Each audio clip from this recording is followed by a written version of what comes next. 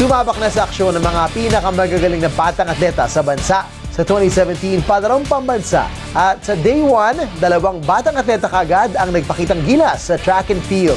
Dayan Castillejo has the real score. Alas 6 pa lang ng umaga, sumabak na ang mga atleta sa centerpiece event ang 100-meter sprint. Tumakbo sa Heat 3 ang fastest female of the games noong Palaro 2016, si Samantha Limos. 15 anyos pa lang si Limos na tumalo sa mga mas matatangkad na kalaban para makuha ang gold noong huling palaro. Bukod sa galing sa sports, honor student rin si Limos.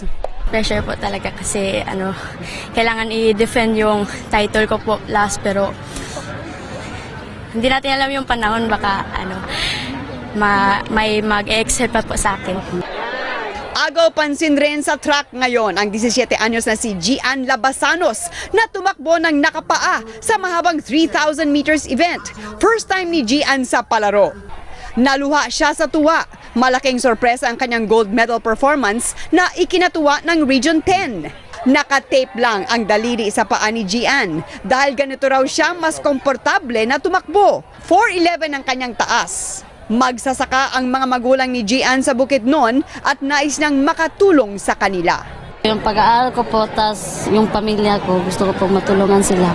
Second runner lang po siya sa sa entry list po. Nag-silver lang po siya sa regional. Nalampasan pa po niya yung naka-gold sa regional. Dito sa Binirayan Sports Complex ang sentro ng mga palaro. Dito ginaganap ang lahat ng events ng athletics. Football sa field, doon naman sa hall ang gymnastics, dito sa tabi ang tennis. Narito rin ang swimming at syempre basketball. Nagsimula na rin ang team event ng tennis. Outdoor ang courts kaya sobrang init ng panahon. Pero hataw pa rin ang mga players para sa kanilang rehiyon. Diane Castillejo, ABS-CBN News, San Jose, Antique.